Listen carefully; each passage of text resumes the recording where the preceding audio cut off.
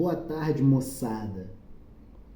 Avançaremos na história de Moisés do Nilo, com a segunda parte do capítulo 2 do livro de Êxodo. Não se importem muito com a minha vestimenta, não. A todo momento eu estou pensando nessas 3 histórias.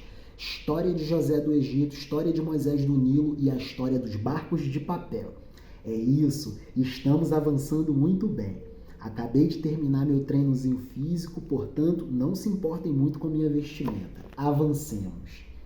Juventude de Moisés, capítulo 2 do livro de Êxodo, versículo 11. Passaram-se os anos, Moisés cresceu, saiu para onde estavam seus irmãos e os encontrou transportando cargas muito pesadas. E viu como um feitor egípcio maltratava um hebreu, um de seus irmãos. Olhou de um lado e de outro lado, e vendo que não havia ninguém, matou o feitor egípcio, enterrando-o na areia.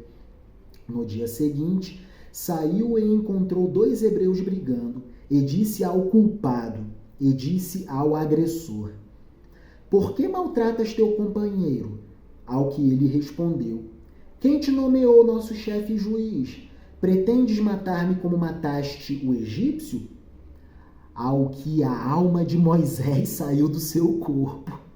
E Moisés, muito assustado, começou a pensar: todo mundo já sabe do homicídio que eu cometi ontem. Ferrou.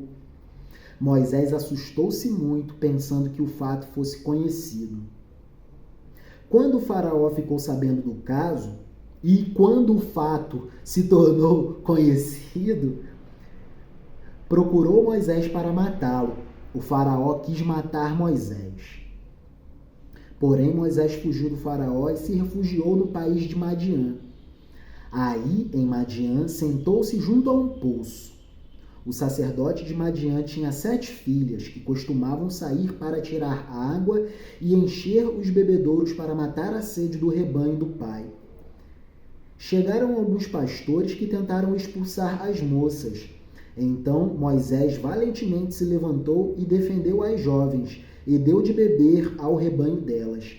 Elas voltaram à casa do pai Raguel ou Jetro, e ele lhes perguntou. O nome do pai dessas moças era Raguel em algumas versões, ou Jetro em outras versões. Então, Raguel ou Jetro é sogro de Moisés. Então Jetro perguntou às suas filhas: Como voltastes tão cedo hoje? Ao que elas responderam: Um egípcio nos livrou dos pastores, tirou água para nós e deu de beber ao nosso rebanho. Ao que o pai replicou: Onde está ele? Por que o deixastes partir? Chamai-o para que venha comer conosco. Moisés aceitou viver com ele, e este lhe deu sua filha Séfora como esposa. Ela deu à luz um menino e ele se chamou Gerson, ou Gerson, que significa sou forasteiro em terra estranha. Sou forasteiro em terra estrangeira. Passaram-se muitos anos, morreu o rei do Egito e os israelitas se queixavam da escravidão e clamaram a Deus. Os gritos de socorro dos escravos hebreus chegaram até Deus. Deus ouviu suas queixas e se lembrou da aliança feita com Abraão, Isaque e Jacó. E vendo os israelitas sofrendo muito, Deus se interessou por eles. Agora a gente começa a entender como vai se formando a missão de Moisés do Nilo, aquele que foi tirado das águas para salvar o povo hebreu da escravidão no Egito, conduzindo-os à terra de Canaã. Entrelaçaremos esse ponto 2 do capítulo 2 do livro de Êxodo com um trechinho da biografia de Moisés do Nilo, escrito pela professora Dilva Frazão. Fuga de Moisés. A fuga de Moisés. Passaram-se os anos e Moisés saiu para ver seus irmãos. Notou que eles eram submetidos a trabalhos forçados e maltratados pelo feitor egípcio.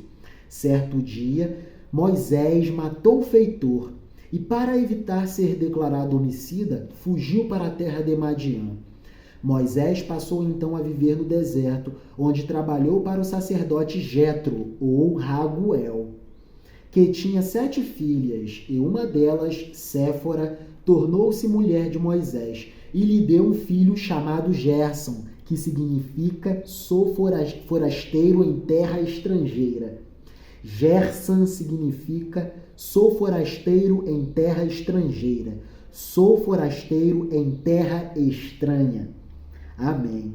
Mais um videozinho concluído sobre a história de Moisés do Nilo.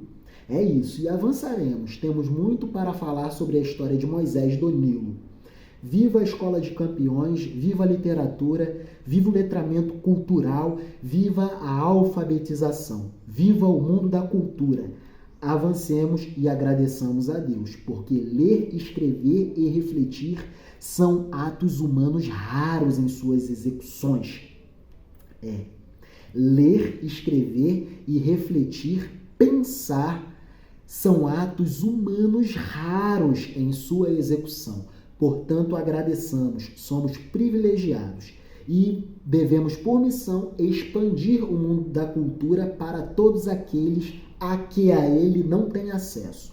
Amém, amém e amém.